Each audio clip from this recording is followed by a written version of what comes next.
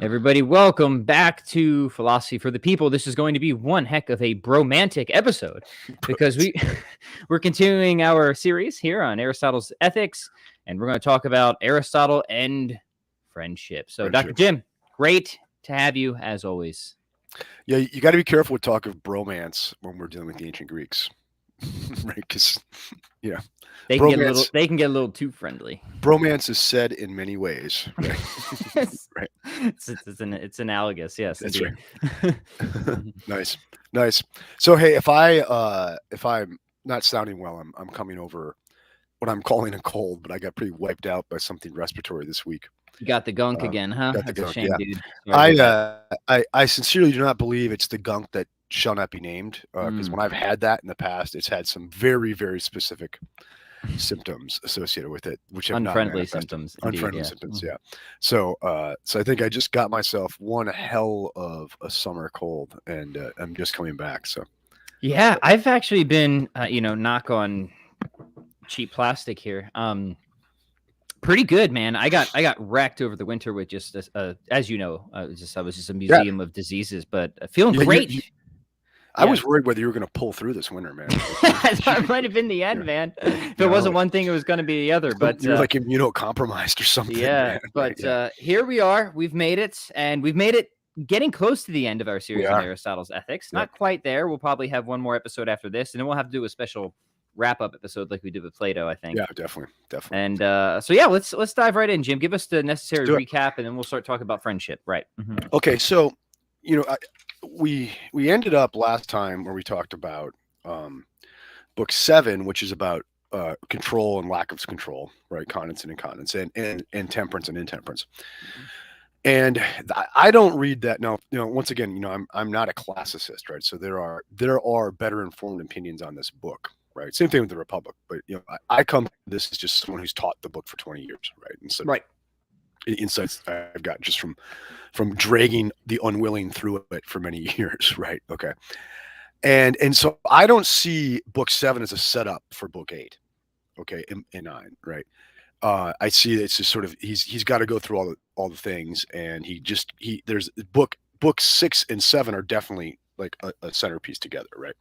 And now 8 and 9, the friendship books, I don't think they're set up very tightly with book 7. So I don't think we need to go back through the argument of book 7 to do this. Right.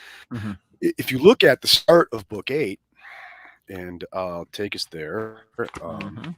In Reeves, I'm on Reeve, not Reeves. I always do. I'm on page 136. Get my glasses here, Grandpa. Grandpa, where are your glasses? Okay.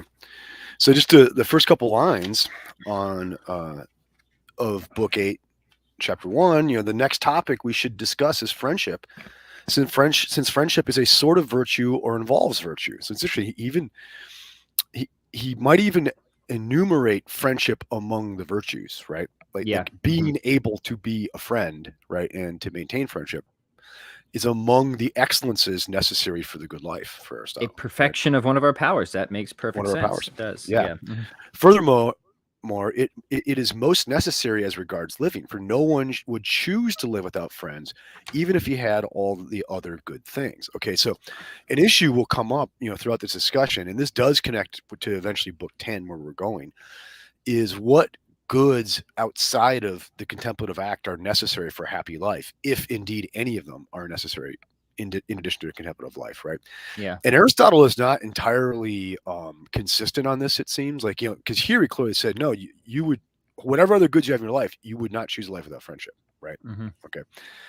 And that's going to fit really well with things we're going to do when we do as politics, right? Where book 1 of the politics, the theme is a man alone is a beast or a god, right? That a human life can only come into its excellence in community with other human lives that are also coming into their excellence. Okay. Yes. Mm-hmm. And so really what, like, this is an important thing, and is in these 2 books of the Nicomachean Ethics, in 8 and 9, what you're getting is like friendship is the equivalent of politics played out in the individual life. Do you see that, right? Or you could see politics is the equivalent of friendship played out on a higher scale. Mm-hmm, okay. Mm-hmm. It's the same kind of relationship, right? Because they both, in his view, good politics and good friendship aim at a common good between the parties involved, right? Right. A Okay. virtuous friendship, A indeed. virtuous friendship, yeah, as we'll see. Well, actually, we'll see here is where he's going to go immediately as he starts to try to define friendship is there are different kinds of friendship for Aristotle. And there's friendships of pleasure, there's friendships of utility, and then there's what he calls in Reeves' translation a complete friendship. Elsewhere, you see it as a friendship of excellence, a friendship of virtue, what have you. But all three, there's always a common good. Right? There's always a common good, right? It's interesting that for Aristotle, he is a kind of egoist, but I hate to use that phrase because it's so loaded for us. It's not like Hobbes, right? Mm-hmm. But for Aristotle, things make sense in as much as they accrue you a good, right? Right. And so you are a friend in part because you get something out of it, right?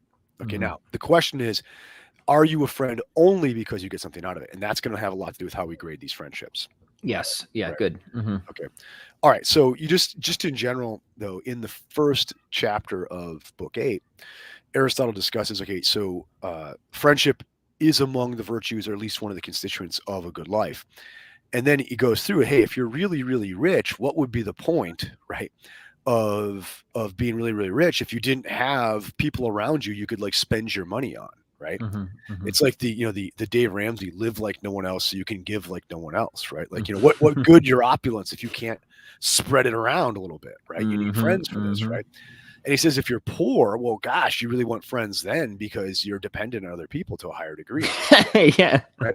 So he's like sort of saying like whether or not you're like a high roller or you're a bum, either way, you need friends, right? For different reasons, right? But you need friendship, right?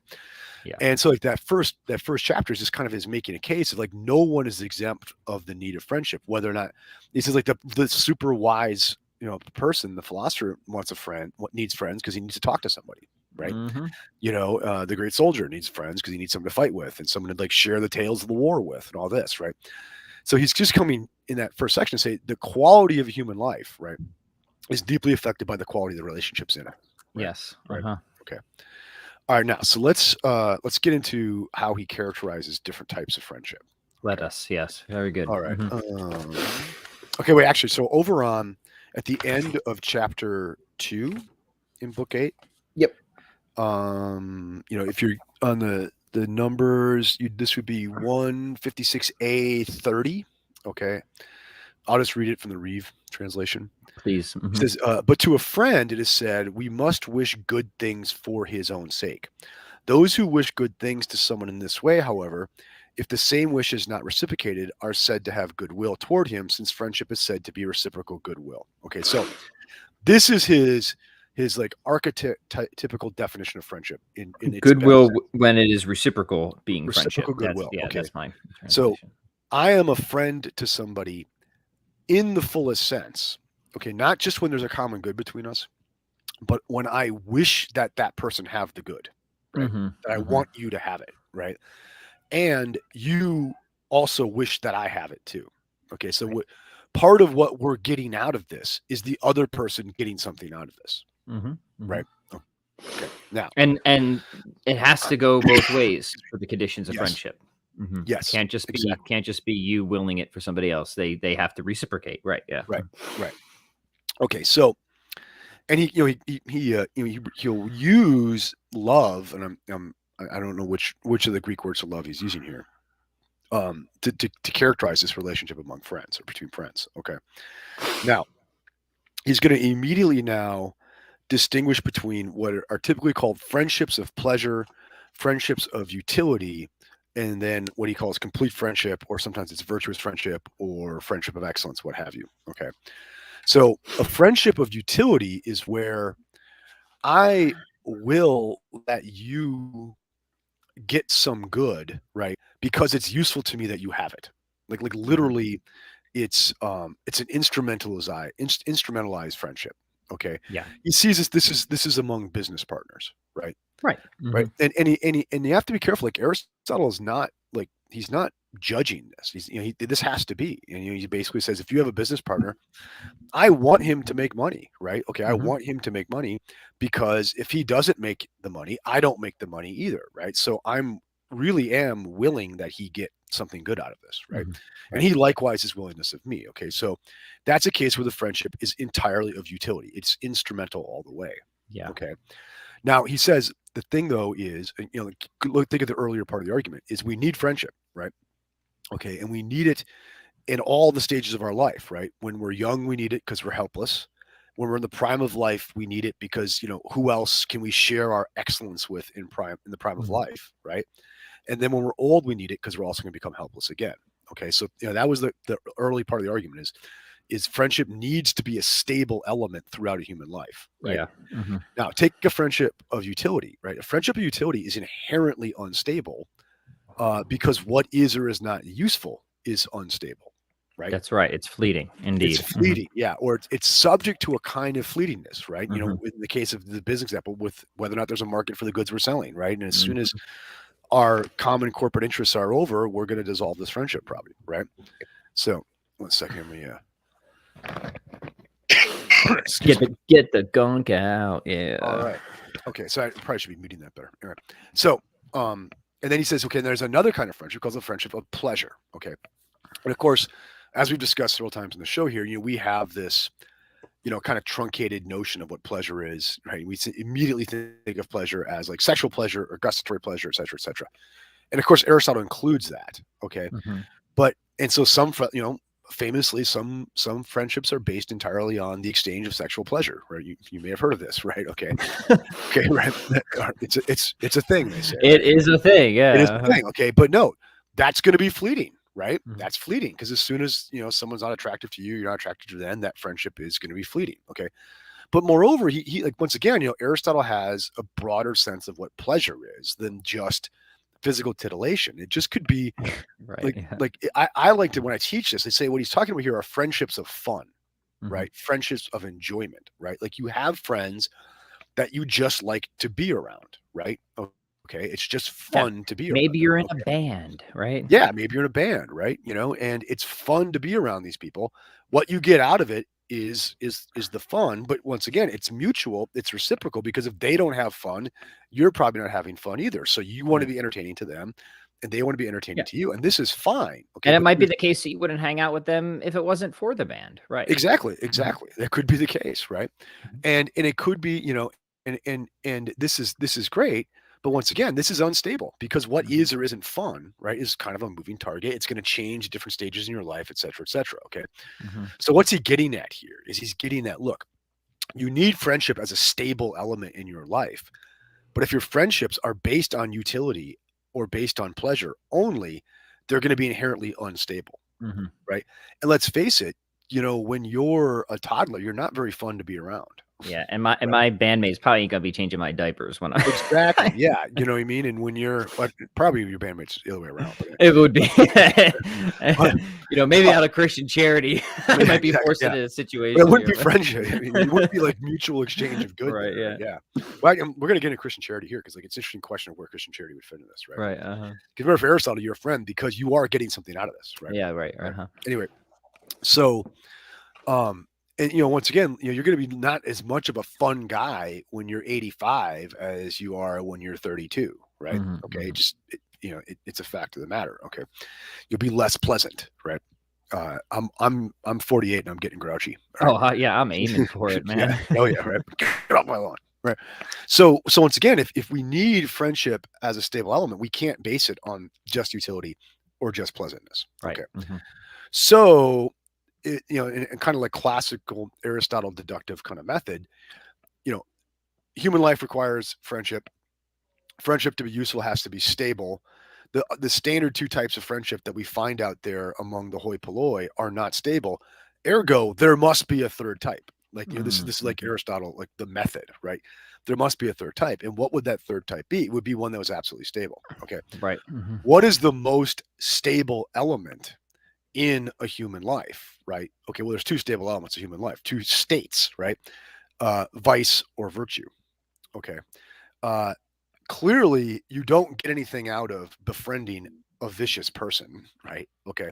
So it must be that what the best kind of friendship is friendship between two virtuous people, two people that are excellent, right?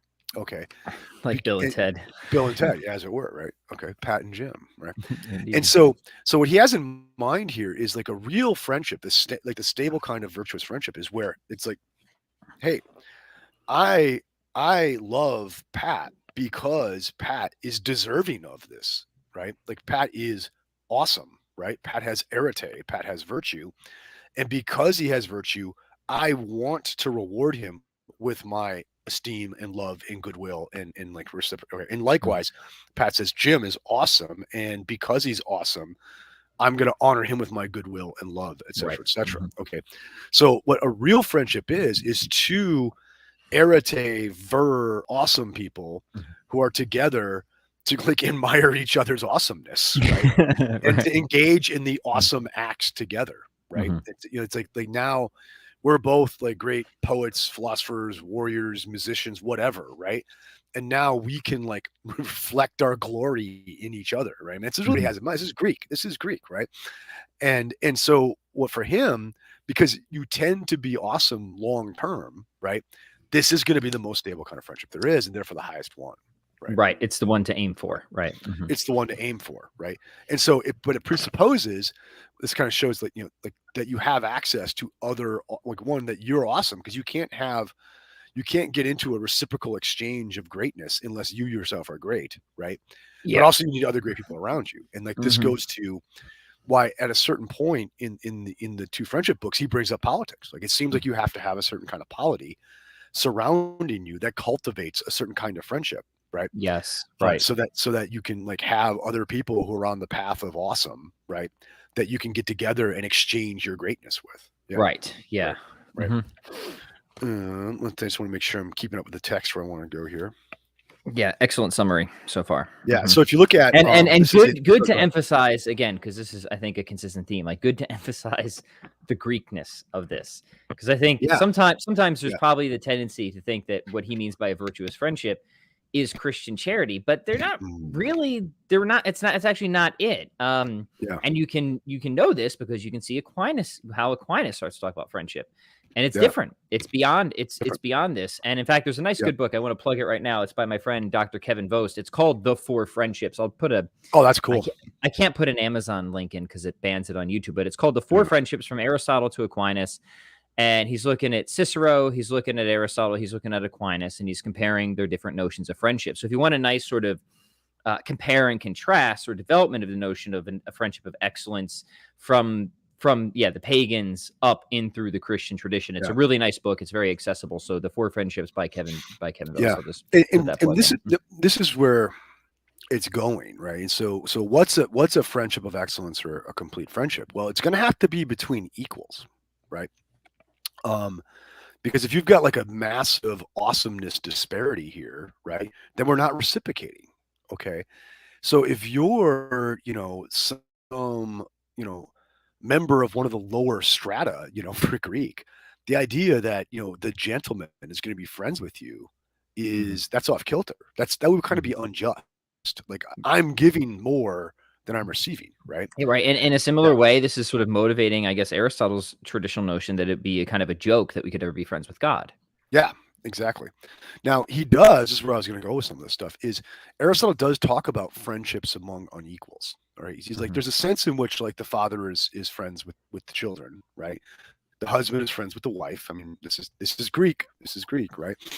The master is friends with the slave in certain ways. But he says, uh the in friendships among between unequals, the superior person should get more out of it than the inferior.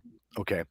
So it's not where if you're a successful Greek gent and then you like befriend one of your lessers, it's like you're going to stoop down and give that person things to try to raise them up. No, it's like the character of the friendship should be that you're getting more honor from the lesser than you're giving mhm, the lesser. Okay. And he even says about like with the friendship between parents and children, right? He actually said, I mean, like that it's that the parent should get more out of it in terms of esteem, right? And think about like how different that is from how we think of parenthood today. Like we don't generally think of it as our kids' job to esteem us. We think of it's like our job to esteem them, right? And Right. we've Right. inverted this, right? And he says, yeah, and there's also like the parent gives the the goods of parenting, namely like education and sustenance, Hmm. but the Hmm. child then pays back in esteem. But once again, justice demands that the child gives more because the parent is just awesome in like being generous by showing up there, right? Hmm. Hmm. And he says the same thing with the husband and the wife and the master and the slave. This is completely foreign to our democratic intuitions, right? And moreover, I think it's different. Like certainly in Christian charity, like the higher will stoop to the lower, right? For the sake of the lower, right? It's not how this works for Aristotle, Right. right? Yeah. Deadly Yeah, Havoc has a good comment here. People really underestimate the impact of Christianity on transforming these ideas. People take it for granted. This is absolutely absolutely correct. true. I mean, Absolutely absolutely true. If you spend a lot of time with the Greeks, you realize some shared principles, to be sure. Like the Christian tradition, takes virtue ethics and natural law in a broad sense and develops it, but actual on the ground application often different. Yeah, radically yeah, different, right? And a good example of this would be the historian Tom Holland. I mean, he's really great at saying like, hey, you spend time in the Greek world, you'll realize just how fundamentally different was from the world that we live in today that has been yes, Christianized in terms of its ethic. And yeah, that's yeah, why I'm always like quick to flag, like, hey guys, before you think that this is like a Christian ethic here, it isn't, right? There's some yeah, shared principles, and like maybe we can do some work to try and make them compatible and show that, Aristotle had some good starting points, but maybe he didn't follow through consistently or had bad applications. But it is not a Christian ethic. It it's just not. isn't, It's not. right? Hmm. I mean, and when you just, I mean, it is an ethic of like a near Bronze Age, like warrior culture, right? Yeah. You Hmm. know what I mean, Yeah, right? where certain people are really just receptacles for fluid in many Yeah, cases, exactly, exactly. and Yeah. that's a crude way of putting it, but that is what the culture was in many respects, Speaking right? of which, okay, so there's a passage here. This is in chapter 4 of book 8. Yeah. I'm just going to go and tear into it. Aristotle says, because of pleasure and because of utility, in fact, even base people can be friends with each other. Okay, so the lower strata can like engage in reciprocal pleasure and reciprocal utility, right? As can decent people with base ones, right? So you could have a pleasure of friendship with a base person if you're Mhm. if you're a higher person, right? Um, and ones who are neither bad nor decent with a person of any sort whatsoever. So he's like, when it comes to like, you know, pleasure and utility, yeah, friendship can like go across all levels of virtue and vice. Okay, I guess there's going to be virtues and vices relevant to like whether someone's trustworthy in business or in other things, right? But he says it is clear though that only good people can be friends because of themselves, since bad ones find no enjoyment in each other unless some benefit might come of it. Okay, so the idea here is um like the best kind of friendship can only happen between two good people. Do you see that, right? And Yep. like low like less decent people, less virtuous people, less excellent people aren't even going to be capable of the highest level of friendship. And once again, Mhm. it shows you like this is very foreign to our way of looking at things, right? Right. Right. Mhm. Right. Like Aristotle would look at two if he saw like two homeless meth addicts, he would say they're not capable of friendship because there's nothing lovable between them. Right. Like Mhm. what could one Mhm. possibly admire in the other, right? Yeah. Mhm. Yeah, Mhm. right. You know what I mean? And he would say that just anyone who isn't, you know, an aristocrat, right? Yeah, right. Yeah, Right. it's gonna be Yeah. curious to think what he would think of, like, somebody like a Mother Teresa or somebody like that, right? Yeah. Yeah. Yeah. No, or even like you and me, right? Mhm. Yeah. Yeah, totally. Okay, so let's see. Make sure I'm hitting Yeah, everything I want to do. this is important though. Like, our job for philosophy of people, obviously, Jim and I come from a Catholic perspective, but we want to make sure that we're presenting Aristotle as Yeah. Aristotle, right? Not as some like pseudo Christian in disguise or something like that, because he really wasn't. Yeah. Friendships. Yeah. No, I think I hit that. Let me see here.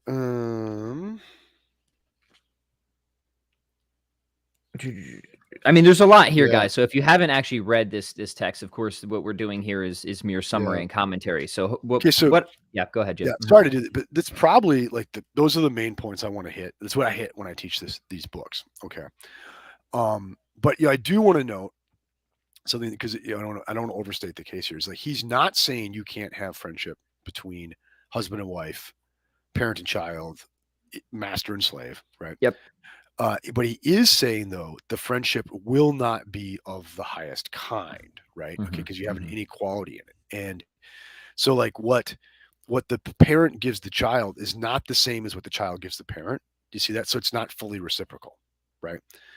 And so he does think you do need, and so ultimately what he has in mind here is the friendships that really, really count in life for Aristotle would not be like your marriage, right? It wouldn't be like your relationship to your children, right? It would be your relationship with other men of high achievement. Right. Yeah. Do you Right. see that? Like because where we tend to see the locus of our lives is like, at least for the moment, right, is in like the nuclear family, right? Okay. That's not really the Greek view now, right? Okay, like it's that okay, you could have a kind of like friendship with them, but that's not the big thing. The big thing is like going to the forum with the other guys. Going, finding the other wrestlers and philosophers, Yeah. wrestling and doing philosophy. Yeah, and like showing your great axe to each other so you can say, God, Pat, you're awesome. You're like, no, Jim, you are awesome. Bro, right? Bro, yes. You know, and like, Right, you know, yeah. like we would give speeches and like, yes, that was a good speech. You know what I mean? Bravo, yeah. Literally, that's what we're talking about here, right? Right. Okay, now, and so, but here's the thing is, okay, this is my like untutored like sociological claim, right? Do it. Okay, yeah, here we go. Like, I can't stand like men's groups. I can't stand most men's groups. Yeah, most men's groups. Yeah. Yeah, that's a good way to put it, right? Because Mm. like the real like great men I know don't spend a lot of time like reflecting about like their great manliness. They're like too busy like whooping ass, right? You know what I mean? And they're too busy getting their on, right? They're getting their virtue on. But I do think like that constant, like you not constant, but that felt need now for that like that kind of masculine companionship, right? Yep. I think is like an open wound hangover of like the loss of this sort of thing that Aristotle has in mind. Oh, right? I totally agree That we with that. do Yeah. need a public square where we can go and like, you know, Wrestle, admire each other. Yeah, and wrestle and like admire each other for philosophize and admire each other for how good we are at it, right? You know what I mean? But I think a lot of times what you see in men's group, it's not that at all, right? It's like this kind of weird wussy second order reflection on what it is to be a man constantly, right? Usually not watching just like some stale 30-minute video in the basement of a church, right? Yeah, you know what I mean, like smoking a cigar or something like that. Which the metaphor there is troubling. But the true men's group should be like the guys that naturally gather in the backyard, wrestle, philosophize, and then have a cigar afterwards. Yeah, right? I mean, like my man's group is getting choked out by a guy half my age at the gym, right? And saying, "Good choking, dude. Yes, bravo!" Right? You know, you see, my point is, I do think whatever we think about like some of the a lot of the like the hierarchical things in Aristotle, I do think there is this need that we have, especially as men, to like get together with other men and like do the great actions, right? Do the actions, and thereby admire each other doing them, right? But I think like, you know, smoking a cigar and drinking scotch is a shoddy simulacrum of all that, right? Right. Unless it comes after some wrestling. Yeah, exactly. Yeah, you know, like go, you know, do the manly acts, and then I mean that's you know, that's the stuff I love to do. Love to go wrestle. Love to actually go play music. Love to actually have deep philosophical conversation. Exactly. The last thing I want to do, and like, God bless people who put these efforts together because I know the intentions are good. But man, I cannot stand when somebody invites me to a men's group and we sit in the basement of a church and watch like some 30-minute video while drinking orange juice, man. Like I can't imagine a worse time than that, right? What could be more emasculating than like drinking orange juice out of a Dixie cup in the church basement, watching something on VHS, right? Yeah, there's just something wrong with that. Something very wrong with that. All right, that's a good, very good summary. Anything else you want to add about that, Jim, before we head to the comments here? And book 10, the big money books coming up next. I'm excited about it. Yeah, big money. And we got to talk about Aristotle and the void and ether. I was sending Jim a question over chat asking if ether was keto or at least low fat. And right. Getting big into the ether again now. Fair enough, man. Well, dude, I think, you know, not to get the sidetracked here, but I think it I sent Jim an article, an interesting scientific article, actually, people saying, hey, don't be so quick to dismiss Aristotle's thinking here on contemporary grounds. There's actually some good reason to think that something like it is true. But I've just been kind of in the weeds thinking about substance and accidents again. And we oftentimes talk where it seems like we're making sort of accidental predications absent a substance, right? Right. So think like it's noisy, it's bright, stuff like that, right? And if we're committed to notion of a void, I think that's sort of problematic for an Aristotelian metaphysic. Right. Now, there's Aristotelians who have ways of thinking about that, like maybe space-time is a pseudo substance and the accidents can adhere in that. But if there's contemporary support for something like an ether, I think it could solve some other issues like that. So that's just something I've been thinking about kind of in the background for a while. That's why I was interested in bouncing the ideas off of you. But anyway, let's go to some comments here. All right. Any questions you got, guys? I know our friend Deadly Havoc had one here. Let's pull it up. What is the role of friendship for Christian hermits? Do they have a different concept of friendship, which is more focused on the supernatural order, the community of saints, theosis, etc.? So yeah, this is a good question. Maybe trying to build a bridge God, here. Right? Yeah, friends with God, right? Yeah. Right. And the saints. And it's an interesting thing about Christianity is it's both the contemplative fulfillment and that is had in a deep friendship, right? I mean, that's sort of the amazing promise of the beatific vision. It is the perfect intellectual contemplative fulfillment, yet it is also a deep intimacy and friendship, right? So it's like these things converge. Yeah. Mm-hmm. I like to use the friendship books and then Aristotle's theological, or natural theological stuff in the metaphysics as an occasion to push this with my students, in that I don't think you really get the profundity or the scandal of the incarnation till you really get this in the Greek worldview, right? So the idea that like the way we're going to solve the problem of the human condition is the unmoved mover, right? Is going to like stoop down and meet us at the human level, right? I mean, that is absolutely laughable to the Greeks. Mm-hmm. Do you know what I mean? It's unjust. It's wrong, right? The idea that a gentleman would he's going to help the poor by getting off his horse and like stoop down in the mud with the poor guy. That makes no sense to the Greeks whatsoever, right?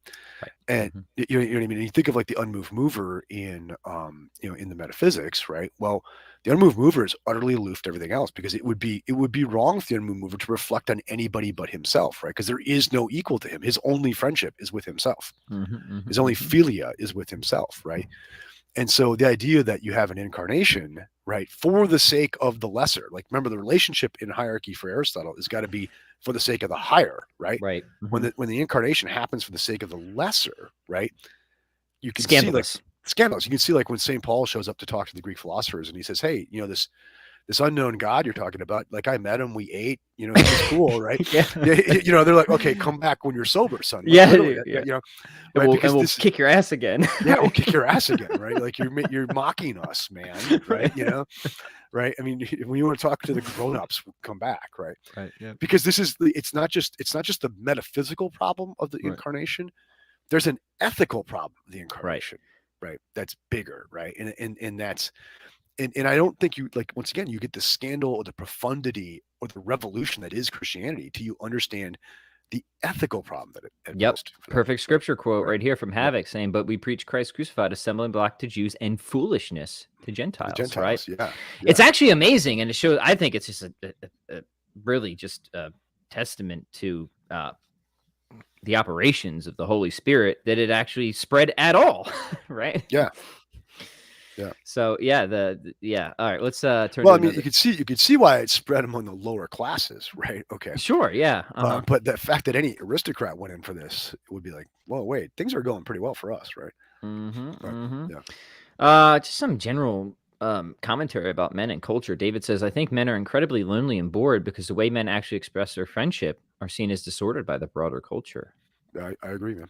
I agree. Right. Yeah. It's sometimes it's called toxic. Yep. Any thoughts on the cure for this, Dr. Jim? Jujutsu, right? Yeah, you know what I mean.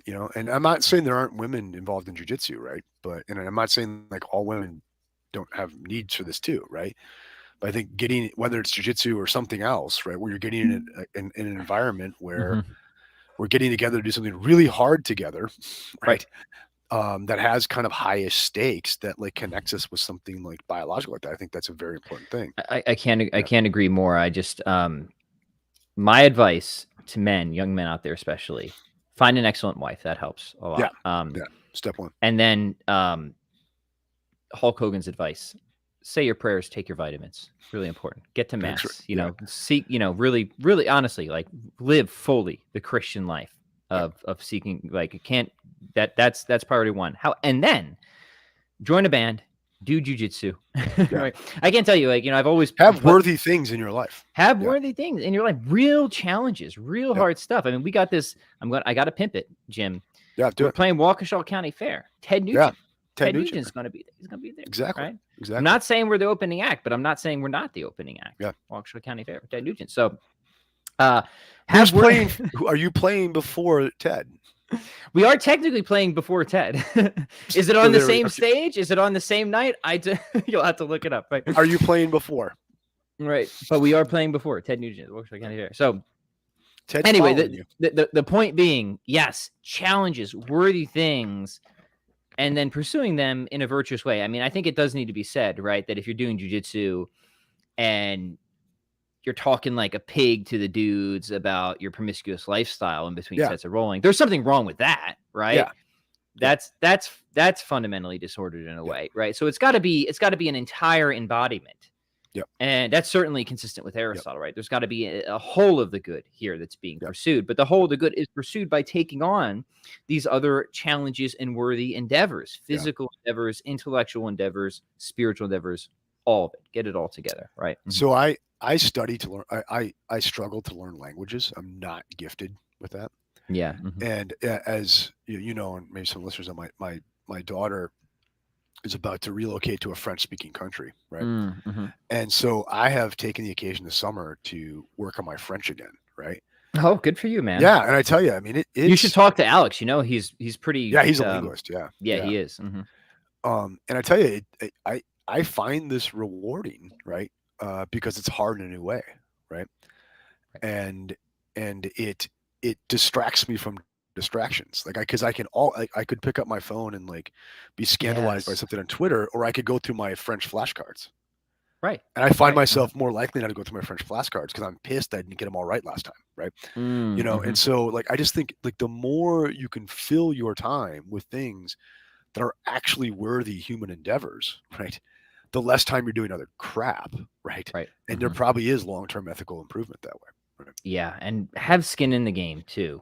In some capacity, have some skin in the game for these endeavors. Good stuff. All right, we're gonna close it here unless you have anything else you want to add. No, I appreciate you bearing with my respiratory difficulties. Sound good, man. Sound good. Yeah, cool. Might hire you to sing in the band. Right. All right, well, we'll be back. Probably we're doing Freaky Friday tomorrow. Yeah, I think so. We'll see what the swings, we'll see how the lungs are doing. But yeah, that's right. We're thinking about making it a special kettlebell swing exercise edition of Freaky Friday, but that is to be determined. So stay tuned. We'll be doing something. I don't have a time yet, but just stay absolutely glued to your computer. We'll appear soon enough. All right, guys. Adios, and we'll catch you guys in the next episode.